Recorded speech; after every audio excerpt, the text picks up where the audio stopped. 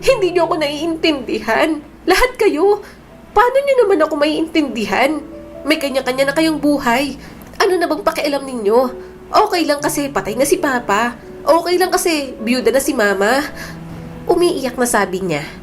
Wala kaming sinabing ganun, Ira. Dinuro siya ng kanyang ate. Ang kitid-kitid ng utak mo. Eh di ikaw nang matalino. Buwelta niya naman. Napapikit si Anika at tumulo ang luha. Anong nangyayari sa'yo? Anong nangyayari sa inyo? Balik na tanong niya rito. Ate, bakit hindi niyo maramdaman ang nararamdaman ko?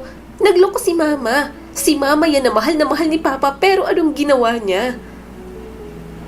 Napailing ang kanyang kapatid. Ira, nanay mo pa rin si Mama.